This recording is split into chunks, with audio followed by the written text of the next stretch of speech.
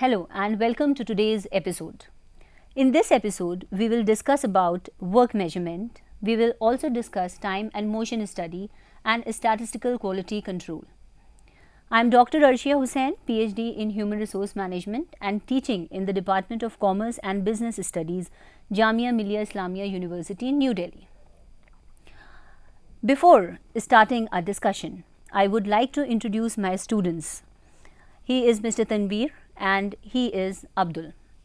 Both my students will actively participate in the discussion. So here we'll go with our discussion. In today's episode, the first thing we'll start with the concept of work measurement.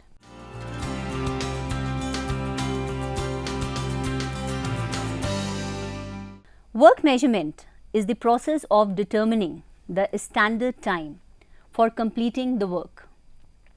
Work measurement is the process of assessing the time content of a job performed by an operator to determine the proper time to be allowed and the efforts required for the efficient performance of a job. According to the British Standards Institute, work measurement is the application of techniques designed to establish the time for a qualified worker to carry out a specific job at a defined level of performance. The objective of work measurement is to improve the productivity. There are various work measurement techniques that have been developed to improve the performance and productivity of the workers.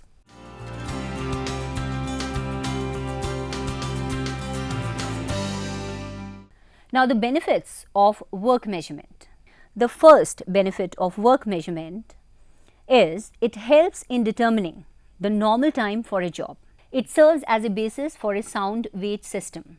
Second, it serves as a basis for methods analysis by comparing the efficiency of alternative work methods. Other conditions being the same, the method requiring the minimum time will be the best method. Next is, it is helpful in balancing the work of different workers so that each one has a task that takes equal time to perform. Next is, work measurement facilitates preparation of realistic work schedules through correct assessment of human work in relation to plant capacity for production and maintenance planning. Next is, it facilitates manpower planning through comparison of actual time with the standard time. Next is, it helps in preparation of estimates for future labor requirements. Thus, it provides a basis for labor budgeting and budgetary control system. Next benefit is it provides information on the basis of which estimates for tenders, selling prices and delivery schedules may be prepared.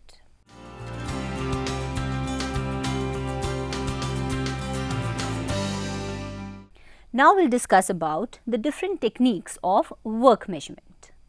The main techniques of work measurement are: first, time study; second one, work sampling; third one, time record; fourth, predetermined time standards; fifth, work estimation; sixth, synthetics. Now we'll start with the time study technique. Time study technique is one of the important techniques of work measurement. This technique was originally proposed by Frederick Taylor and was later altered to include a performance rating adjustment. Time study has now become one of the most commonly used means of work measurement. Under this technique, an analyst can derive a standard time for tasks. The analyst takes a small sample of one worker's activity and uses it to develop a standard time for particular task in future. The purpose of time study is to determine as to how much time is required to perform a job that would be considered as an average time or normal time. Thus, time study is the process of systematically recording and analyzing the time required to perform a motion or a series of motions relevant to the given job. Now, steps involved in time study. There are various steps which are involved in conducting a time study. First one is, to select the job for a study. The job selected should be standardized in terms of equipment and materials, and the workers should be representative of all the workers doing the job. Excuse me, ma'am. Yes. How time study can increase the productivity? Can you explain it out? Yes. See, time study is measuring or assessing the workers' standard time. Okay, and within that standard time, if a worker performs within that standard time, he is considered as a efficient worker. Okay, and if he does not perform within that standard time, he is considered as an inefficient worker. So, keeping in mind the standard time as assessed or determined under the time study technique, the worker tries to accomplish the task within less time, so that he comes under the category of inefficient worker. So, on the basis of time study, the workers performance appraisal is done. So, standard time or determining the standard time increases the productivity, because when we know that this is the time frame, this is the time limit when we have to, or where we have to complete the work. So, we know that this is the boundary, this is the limit. So, thus it increases the productivity. So, when no standards are maintained, no standards are fixed up, the workers does not know that how much time they can acquire or they require to complete a particular task. So, this is how it increases the productivity. Okay. Now, we will continue with the discussion. The second step is to establish standardized methods, equipments and working conditions. Third one is to select the average worker who is to be timed while performing the work. Fourth is to break the job into elements suitable for time study. The next step is to study the operator doing the job. It is necessary that the analyst should take readings not once but a number of times. The next step is recording time with the help of a stopwatch on the time study board for the required number of work cycles. Next is, after the time values for each element for a sufficient number of cycles have been recorded, the mode value is selected. The mode value represents the most frequently appearing time value for an element of the job. Mode values of different elements will be added to get the normal time for doing a job. Normal time is the time required by an average worker working under normal conditions to perform a job. Next is adding allowances to normal time to get the standard time. Relaxations, allowances include personal allowance, fatigue allowance, delay allowance and so on. Now, we will see the advantages of time study. The first advantage is time study helps in determining the ideal workload of different categories of workers. Second is, time study helps in evaluating the performance of employees on the basis of the standards of performances evolved as a result of time study. So, this is a very important technique in performance appraisal, and this is widely used by almost all the organizations. The third one is, time study helps in designing a suitable wage incentive plan. It helps in motivating the workers, which increases their productivity. It helps in increasing the incentive plans. On the basis of the time study, the salaries are fixed up. On the basis of the performance appraisal, the promotions are done. And thus, it increases the productivity. The next is, it helps in comparing cost of alternative work methods. Time study helps in highlighting time-consuming elements. Now we'll see disadvantages of time study. The first disadvantage is different observers set different standard time for the same work. Even the same observer sets different standard time each time he is asked to conduct the time study. Second is time study involves an element of subjectivity of the observer. Sufficient judgment has to be used by the observer in the choice of a measure of central tendency, deciding the degree of personal allowance, and so on. The third one is the standard time determined by time study may not be accurate because of incorrect performance rating of the operator under study. Next is time study usually has an unfavorable effect on the workers. They may not show their normal pattern of behavior when they are being observed. Next is this method may face resistance from the trade unions, particularly stopwatch time studies.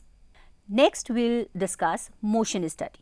Motion study is a device of work improvement and work simplification. Motion study is a scientific way of determining the best method of doing a work with the help of a close scrutiny of the motions made by a worker or a machine. According to Frank Gilbreth, motion study is the science of eliminating wastefulness resulting from using unnecessary, ill-directed and inefficient motions. Its aim is to find and perpetuate the least waste methods of doing work. Thus, we come to the objectives of motion study. The objectives of the motion study are: first one, to eliminate all non-productive, ineffective and unnecessary motions. Second one, to develop and substitute more effective and productive patterns of movements. Third one, to remove duplication of efforts. Fourth one, to simplify tools, shapes of work location, lighting and other factors to help in optimizing the effect of motions. Next is to optimize use of manpower, materials, machinery and other facilities. Then we'll discuss another technique known as work sampling technique. Ma'am, which technique is more appropriate, work sampling or time study? See, all the techniques have their own importance. We cannot say which one is more appropriate. In different situations, in different circumstances, the different types of techniques are followed.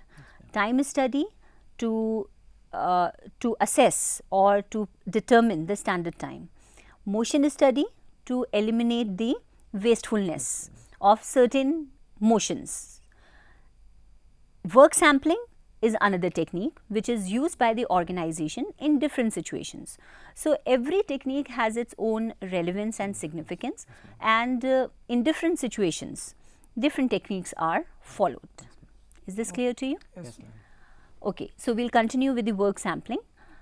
Work sampling is one of the technique of work measurement. Work sampling consists of a series of random observations of a worker or machines are taken over a period of time. It is based on the statistical theory of sampling. A large number of observations of worker or machines are observed to obtain a reasonable exact picture of the time spent on different activities. Work sampling is thus a method of finding the percentage occurrence of a certain activity or delay by statistical sampling. It is also known as activity sampling. Work sampling consists of the following steps. The first step is to determine the purpose or the problem of the study. Second, to identify the worker or machine to be studied with the cooperation of the worker. The third one is determine the operations to be observed. Fourth, decide the sample size, that is, number of random observations to be made. Next is record the activity being performed on each visit. Next, calculate percentage of total time spent on each activity. Next, establish the standard time by adding allowances. Next kind of technique we'll discuss is the time record. Time record is a very convenient technique of work measurement. It is also known as time logs. It is a technique wherein every employee maintains a record of the time spent on each activity and the number of activities performed by him. Time record technique is easy to install and administer. The steps involved in this method are: the first one is establish standardized definitions of the work activities and work counts that the employees are to record. Second one, explain to the employees how time records are to be maintained. The third one is design the forms to be used in collecting the data. The fourth one, maintaining logs which are sufficient enough to give a representative sample of the activities performed in the work center. Next is summarize the record times and find the time spent per activity. Next is develop time standards. Now, next technique is predetermined time standards.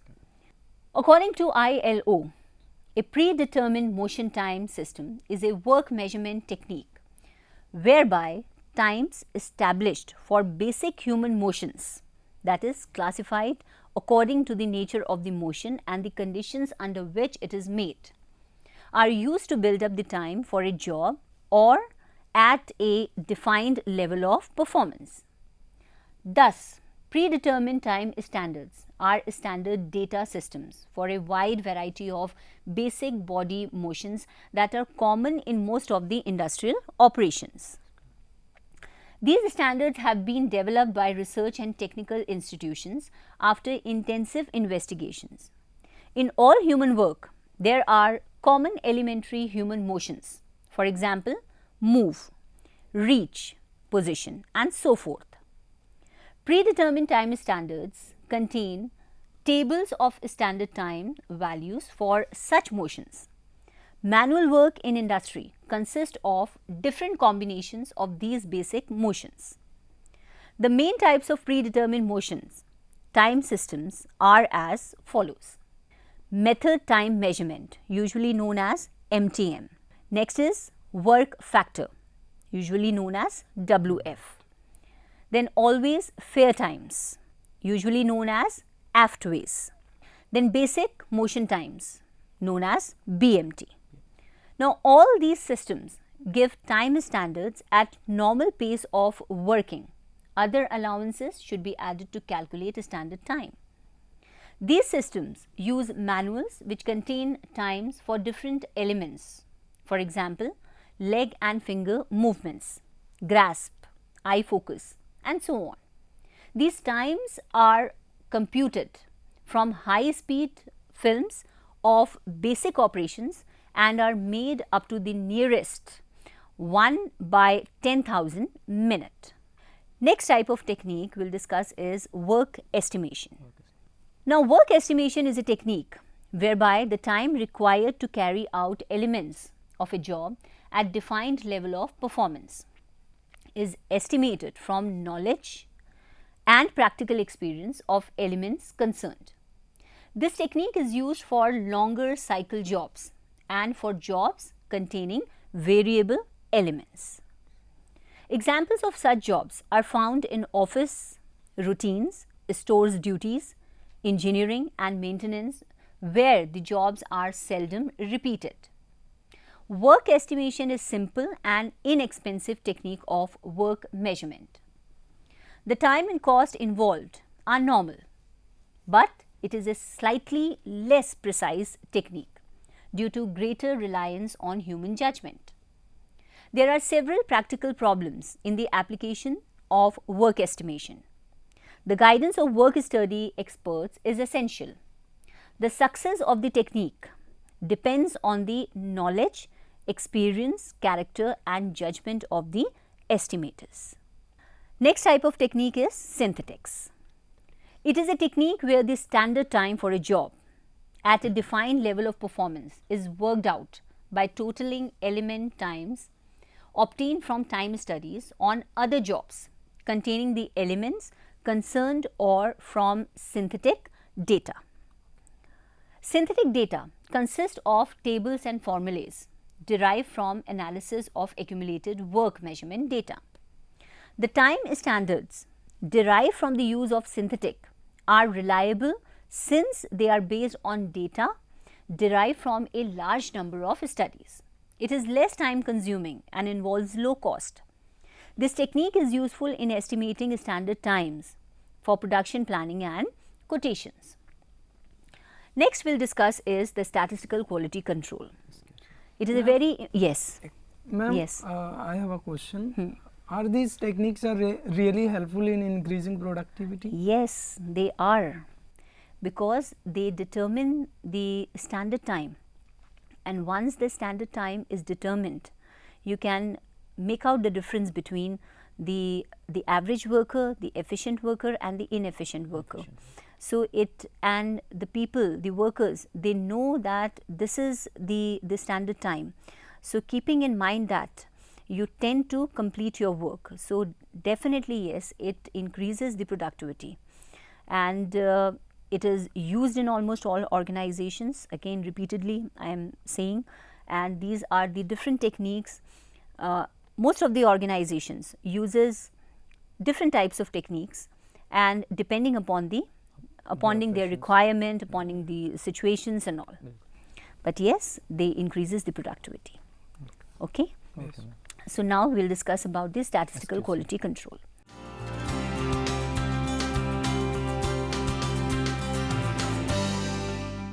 Statistical quality control is the application of a statistical technique for the maintenance of quality standards. It is based on the theory of sampling and laws of probability.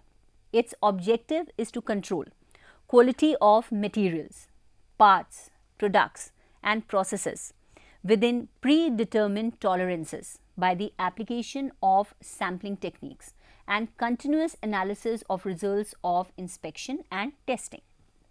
It shows trends of quality as revealed by analysis of inspection data and variations from prescribed tolerances, and also points up the need for preventive action for controlling quality. SQC is used in almost all industries such as aircraft, automobile, textile, plastic, rubber, petroleum, telephones and transportation, chemicals and medicines. In its application, SQC is manifest most often in charts which indicate visually the quality of the product being manufactured.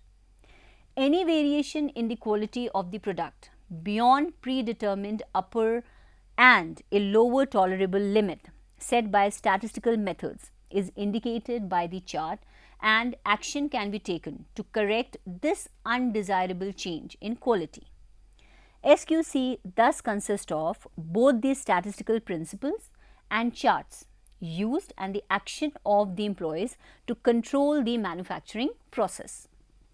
SQC in its application thus deals with the analysis of samples and the making of inferences concerning the characteristics of the lots from which they are drawn.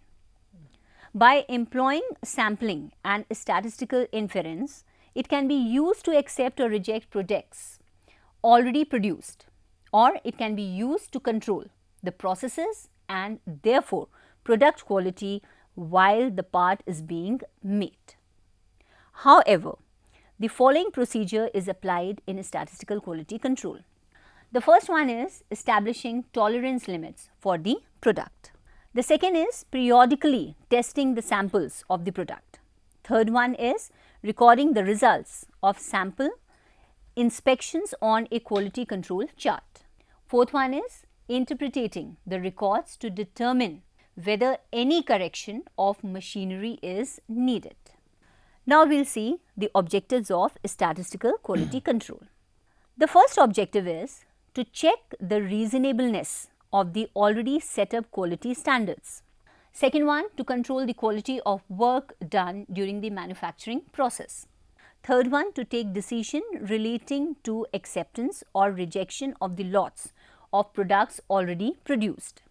Next is to evaluate the processes and equipment for identifying the improved means to achieve and maintain desired level of quality.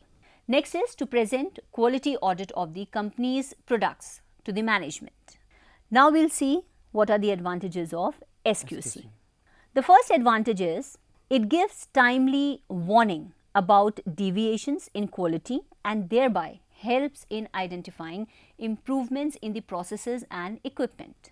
The second one is it helps in minimizing rework cost and saving process loss due to timely detection of defective units. The third one is it helps to maintain customer relations by ensuring uniformly high quality. Next is it considerably lowers the cost of inspection by using sampling techniques and reduces the elements of error through oversight involved in the inspection of large quantities. Next is it is free from personal prejudice and is very quick. Next, it helps in enhancing the goodwill of the business enterprise by providing good quality of the product to the customers. Next advantage is its operation is simple and economical because it can easily be operated even by semi-skilled operators. Next is in case of products which lose their physical or chemical properties during testing, SQC is the only way of quality control. After looking at the advantages, the next is limitations of SQC. Despite many advantages, SQC has some limitations. These limitations generally occur when the sample is not representative of the universe. In case the lot is of a big size, sample taken from one or few of its sections may not be representative of the lot. When sample is not representative of the lot, it is possible that a good lot will be rejected and a bad lot will be accepted. If inspection reject good lot of purchased material, it does not harm the company as they may send it again to the same company or another company. But the real harm is done by faulty sampling when a poor lot is accepted. It may cause production of substandard products, which is the greatest limitation of the SQC. Now we will see techniques of SQC. Ma'am, I would like to ask a question. Yes. There are few limitations of SQC. Do you really think that it helps the productivity or increase the productivity in any way? See, limitations are with every technique, but we need to see the advantages of a particular technique. Here, the advantages of SQC are more than its limitations. So, the limitation cannot be overlooked. The limitations are there to warn the management that these are the possible disadvantage or this can be the possible limitation.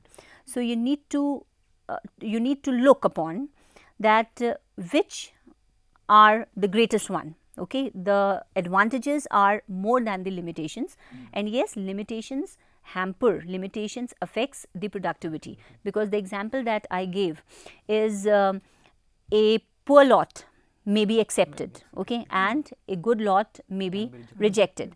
If a good lot is rejected, that will not do much of a harm, but if a poor lot is accepted, that will affect the productivity. And the production will be absolutely, will be hampered, okay. So, now we will discuss the techniques of SQC.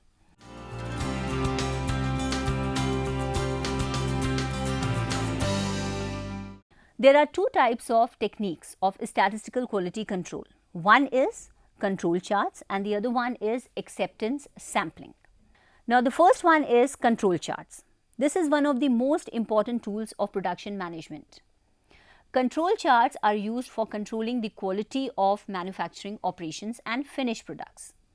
The control chart provides very simple but powerful graphic method of finding whether a process is in statistical control or not.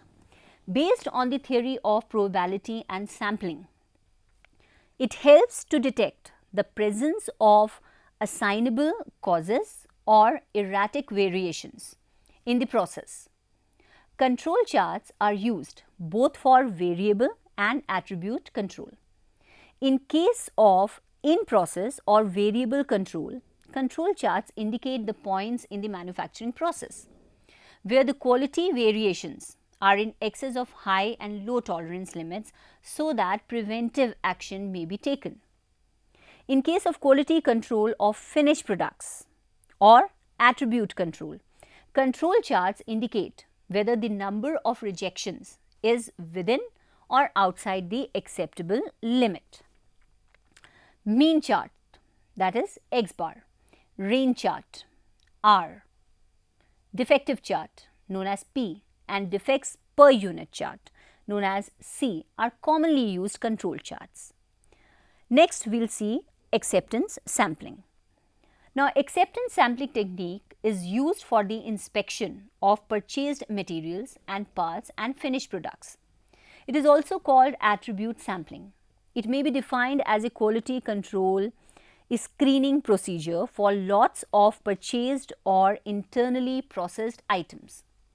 Based on the evidence about quality contained in the sample taken, acceptance sampling leads to acceptance or rejection of the submitted loss. Thus, it results in the acceptance or rejection of the lot from which the sample is taken on the basis of the number of the defectives found in the sample. Acceptance sampling indicates up to how many defects in a sample will be allowed in order to accept the entire lot. It proceeds by determining two levels of quality: the lowest expected percentage of defectives, which is often described as the acceptable quality level, that is AQL, and the largest permissible percentage of defectives, often called lot of tolerance percentage defective. The most important factor in acceptance sampling is to accept or reject the submitted lot. Since it is not possible to inspect physically all the lot, especially when the inspection is destructive or uneconomical, then the decision to accept or reject the lot is usually based on the evidence about quality contained in one or more samples. As a result of possible sampling errors, acceptance sampling may at times reject lots of good quality, a risk assumed by the producer, or accept lots of poor quality, a risk assumed by the consumer. It is generally based on an agreement between the buying company and the supplier on matters relating to size of the sample and percent of defectives acceptable in the sample. Now, we will see the objectives of acceptance sampling. The main objective of acceptance sampling is to minimize the total expected cost resulting from sampling errors. Rejecting a satisfactory lot penalizes the producer by unwarranted inspection and replacement cost. On the other hand, accepting poor quality lots means the consumer has to pay the cost of defective units at subsequent stages. These may involve high reject rates, increased rework and assembly cost for subsequent production stages, or increased repair cost and loss of goodwill if defectives are passed on to the final user or consumer of the product or service.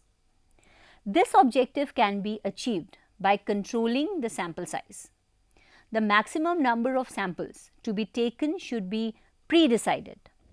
The sample should also define the type of measurement used to evaluate the quality of a given lot. Thus, for given quality levels and risk, it is possible to take a decision either to accept or reject a lot. There are alternative sampling plans available for acceptance or rejection of a lot. The first one is single sampling plan. Under single sampling plan, a lot is accepted or rejected on the basis of a single sample drawn from that lot. Second one is double sampling plan. Under double sampling plan, first a small sample is taken and those with less than a certain specified defectives are accepted and those with more than a specified number of defectives are rejected. For lots falling between these limits, another sample is taken and combined with the first sample and acceptance or rejection decision is made. Next is multiple sampling plans. It is an extension of the double sampling plan. In multi-sampling plan, a number of samples, each of a very small size, may be taken from the lot until the cumulative evidence is conclusive enough to arrive at the acceptance or rejection decision.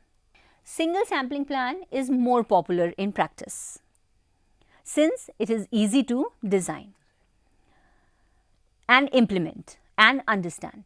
As compared to double sampling plan, multiple sampling plans require fewer sampling units in most of the applications to arrive at acceptance or rejection decision of the lot. Although double and multiple sampling plan require fewer sampling units, but they are more cumbersome to design, implement and understand in comparison to single sample plan. So, that is all for today. Hope you have understood the concept, and we will see with a new topic in the next episode. Till then, take care. Goodbye. Goodbye, ma'am.